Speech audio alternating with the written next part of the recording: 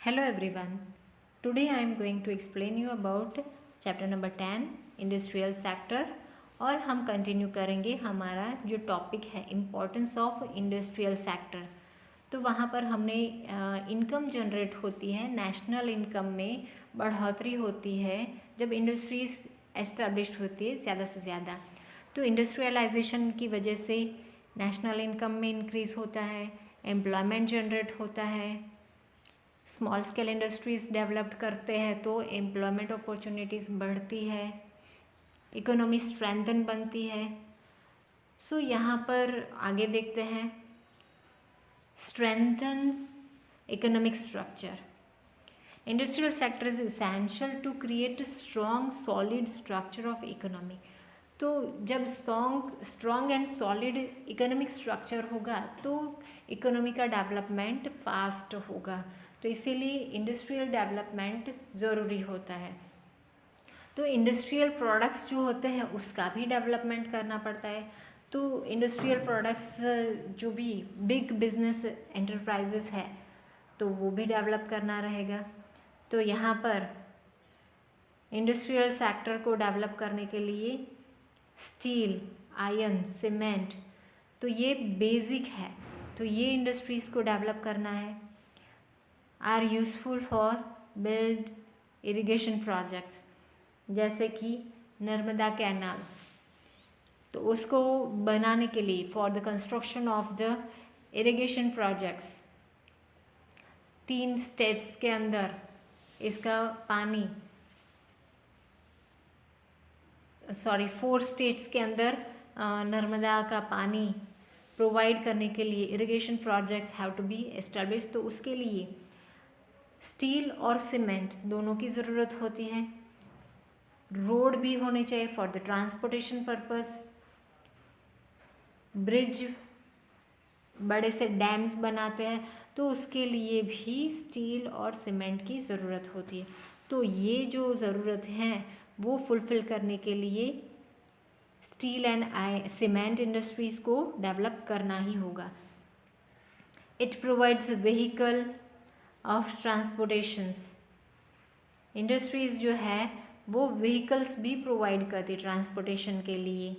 Industries में ही बनते हैं सारे ट्रांसपोर्ट के व्हीकल्स, जैसे कि ऑटोमोबाइल्स के अंदर इंक्लूड है buses, trucks, railways, plane, car, 2 wheelers etcetera. तो ये जो है वो इकोनॉमी को स्ट्रेंथन बनाते हैं। स्पीडी डेवलपमेंट के लिए इकोनॉमी के ये ज़रूरी है। ट्रांसपोर्टेशन फास्टर होता है। जैसे पहले एनिमल्स के थ्रू अगर ट्रांसपोर्टेशन होता था तो बहुत ही देर लगती थी, पर nowadays through this speedy transportation is possible through this vehicles. तो इकोनॉमी स्ट्रेंथन बनती है। Even instruments of safety protections, that is rifles, bullets, tanks etcetera, तो ये सब भी इंडस्ट्रीज़ के अंदर ही बनता है। तो इसीलिए सेफ्टी पर्पस के लिए गवर्नमेंट ने अपने हद तक ही रखा है ये सब। तो ये भी इंडस्ट्रीज़ के अंदर ही बनता है। तो industries are very important for strengthening the economy. और नेक्स्ट इम्पॉर्टेंस है change in the social structure. Social structure जो हमारा है पुराना है उसको चेंज करना होगा, जो एग्रीकल्चर बेस्ड था, और उसमें थोड़ा सा इम्प्रूवमेंट करना होगा और इंडस्ट्रियलाइजेशन करना होगा। न्यू इंडस्ट्रियल कल्चर एमर्ज, नया नया इंडस्ट्रियल कल्चर एमर्ज हुआ है, आया है। जैसे कि पुराने ज़माने में जो भी कपड़े की बात करते हैं, रहन सहन की बात करते तो कच्चा हाउस रहता था। नावाडेज पक्का हाउसेस होता है। तो पक्का हाउसेस के लिए अलग अलग नेसेसिटीज़ है वो फुलफ़िल करनी होती है। कल्चर चेंज हुआ, खाने पीने की आदतें चेंज हुई है, वेस्टर्न कल्चर एक्सेप्ट करने लगे। तो इसीलिए industries also have to be emerge. Industries को भी चेंज करना पड़ा। टेक्सटाइल इंडस्ट्रीज़ के अंदर पहले जो कपड़े बनते थे वो अभी नहीं बन रहे, दैट हैव द डिफ्रेंसिएशंस। पहले खादी का यूज़ होता था मैक्सिमम टू वियर, अब कॉटन, टेरिकॉटन, सिल्क एसेट्रा ये सब मटेरियल्स आए हैं। और उसमें भी साड़ी के अलावा ड्रेसेस होते हैं, सलवार कमीज़। पहले धोती पहनते थे, नावाडेज धोती कोई नहीं पहनता, trouser, pants, half pants etcetera, तो ये सब पहनते हैं। तो ये कल्चर चेंज हुआ है। फूड आइटम्स के अंदर भी पहले चक्की में आटा खुद पीसते थे, nowadays readymade flour is available. Bakery items have to be developed, तो toast and so many cakes and so many things are available, breads and all are bakery items, वो भी डेवलप हुआ है। चीज़, पनीर, ये सब भी dairy products are also have to be developed. तो ये सब इंडस्ट्रियल कल्चर चेंज हुआ, due to which new values like discipline, hard work, competition, team work, self dependency, cooperation, understanding, innovation skill, institutional capacity gets developed। तो ये सब भी develop हुआ है because of change in the industrial culture. And stands against superstitious means अंधश्रद्धाएं, fatalism, narrow psychology, orthodox behaviour get reduces. तो ये सब में बहुत ही रिडक्शन हुआ है। मीन्स अंधश्रद्धाएं पहले के ज़माने में ज़्यादा थी, वो अब नहीं रही है। All have to be accepted due to the change in the industries. ये खाना नहीं चाहिए, इस टाइम पर बाहर नहीं निकलना चाहिए, ये करेंगे तो ऐसा होगा, वो करेंगे तो ये नहीं पॉसिबल है। तो लाइक दैट ये सब बिहेवियर था, नैरो माइंडेड साइकोलॉजी थी। तो ये सब चेंज हुआ because of the society have to be accepted new changes. So this type of social changes inspire economic development. तो ये सब भी इकोनॉमिक डेवलपमेंट के ही पार्ट है। So this are the importance. Now we have to continue with the industrial structure. Industries के अंदर अलग अलग टाइप्स बनाए गए हैं according to their size. Industrial structure of India has remain progressive, means always have to be developing. It is important to understand industrial structure to know various aspects of the industrial sector. तो industrial sector के अलग अलग aspects हैं जिसके through हम industrial structure study करेंगे। Industrial structure varies depend upon size of investment. Means छोटा investment means थोड़ा इन्वेस्टमेंट है तो छोटा बिजनेस होगा, छोटा इंडस्ट्री होगा। बड़ा इन्वेस्टमेंट किया है तो big industries have to be developed according to the ownership, product etcetera. तो ये सब के according to industrial structure establish किया गया है। तो यहाँ पर हम टाइप्स ऑफ इंडस्ट्रियल स्ट्रक्चर के बारे में देखते हैं। First of all we have to start with the based on investment size. Means पैसे इन्वेस्ट करते हैं तो कितने पैसे इन्वेस्ट करते हैं तो कौन सा इंडस्ट्री कहलाता है। तो first of all based on investment में है cottage industries. Industries mainly run by family members and with simple equipments. Family member ही चलाते हैं और सिंपल इक्विपमेंट्स यूज़ होता है with negligible usages of electricity, machines and investment. तो ये कहलाता है कॉटेज इंडस्ट्रीज, जिसको हम गृह उद्योग भी कहते हैं। खादी गृह उद्योग, पापड़ गृह उद्योग, खाखरा, इंसेंस स्टिक इंडस्ट्रीज। तो ये सारी इंडस्ट्रीज़ जो है, इंसेंस स्टिक का मतलब है अगरबत्ती, तो ये सब गृह उद्योग है। मीन्स कम से कम मशीन, कम से कम इलेक्ट्रिसिटी और कम से कम पैसे की रिक्वायरमेंट से ये इंडस्ट्रीज शुरू की जा सकती है। Second is a tiny industries. Industries run on labour intensive production technique.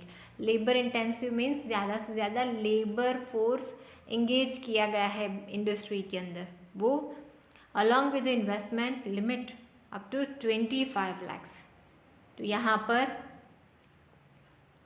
Less investment था, यहाँ पर investment 25 lakhs for the tiny industry. Tiny means छोटा industry, are known as tiny industries. Industries example दिए हैं artistic products made from metal, leather, clay etcetera.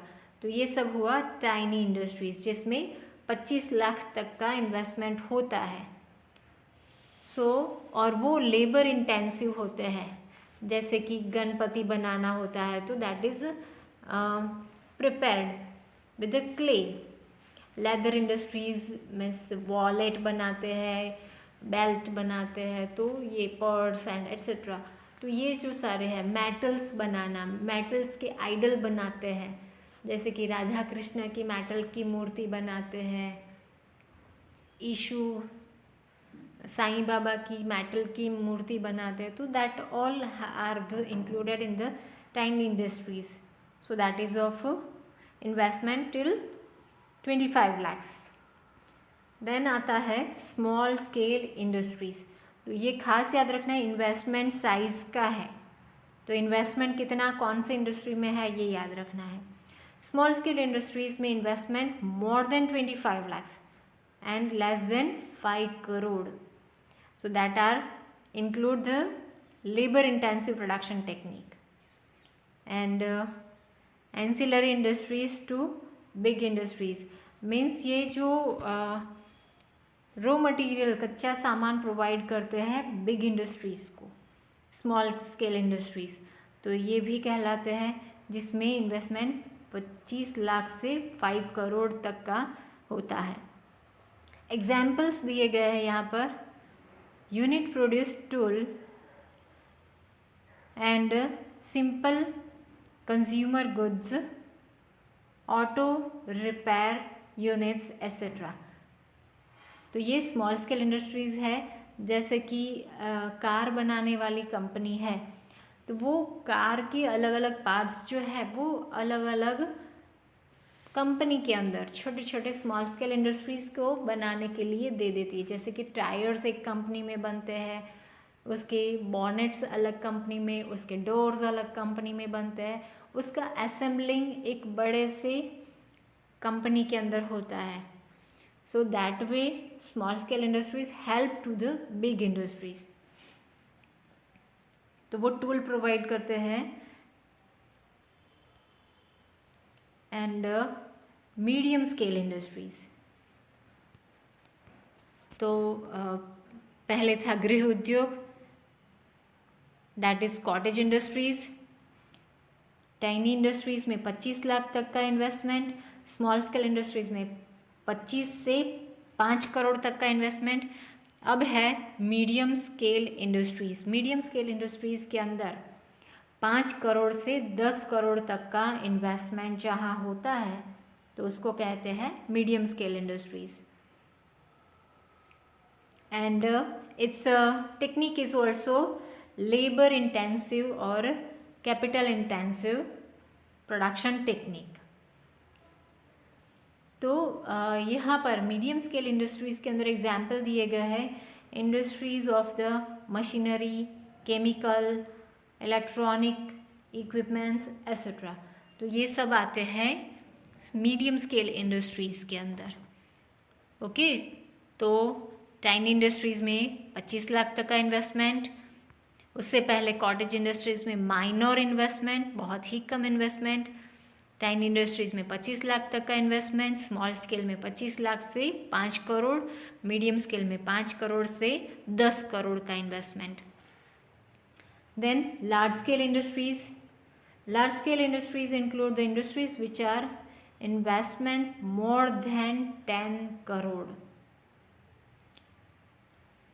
and utilize capital intensive production technique. Capital intensive means पैसे ज़्यादा लगाने पड़ते हैं, employment नहीं, employment कम से कम, सो दैट टेक्निक्स यूज़ करते हैं वो कहलाते हैं लार्ज स्केल इंडस्ट्रीज़. यहाँ पर नाम दिए गए हैं industries relate to equipments of railway, big vehicles, iron etcetera. तो ये सब आ जाते हैं लार्ज स्केल इंडस्ट्रीज़. तो ये हुआ points of view of investment. Now ownership based on public sector unit. Industries which have ownership and administration under government control, government के control में हो, that are known as a public sector unit. Example दिया है government के हस्तक जो है वो railways, telephone, post etcetera. तो आपने ये 11th में भी पढ़ा था. This all are the public sector. अब पब्लिक सेक्टर के अंदर भी 3 कैटेगरीज है. First is a departmental industries. Government ने अलग अलग डिपार्टमेंट कर दिए हैं और उसके अंदर डेवलपमेंट होता है. When government run industrial units under direct observation as its departments, तो उसको डिपार्टमेंटल इंडस्ट्रीज़ कहा गया है और उसका इनकम एक्सपेंडिचर बजट के थ्रू होता है. तो that are known as the departmental industries. जैसे कि रेलवे का सारा इनकम एक्सपेंडिचर के अलग बजट होता था. Nowadays that is not. Last year से मीन्स 2019 से वो अलग बजट नहीं बनता है, रेलवे बजट नहीं हो रहा है अभी. तो अदरवाइज इनकम एक्सपेंडिचर का अलग बजट बनता था. And postal department is also having different amount of money have to be allotted. तो गवर्नमेंट ने ये दोनों सेक्टर के अंदर पैसे अलॉट किए हुए हैं. तो that are the departmental industries. Now public corporation. Public corporations include units which are owned by central or a state government और उसका administration under the independent control of corporation. Administration and decision processes under the strong influence of the government is known as a public corporation. Means उसका जो भी main decision लेने होते हैं वो सिर्फ और सिर्फ गवर्नमेंट के हस्तक ही होता है डिसीजंस लेना, पर एडमिनिस्ट्रेशन उसके सीईओ कर सकते हैं. सो एग्जाम्पल दिए है life insurance corporation that is LIC, state transport corporation, air India, fertiliser producing and selling units. तो ये सब आते हैं पब्लिक कॉरपोरेशन में. नेक्स्ट है जॉइंट स्टॉक कंपनी.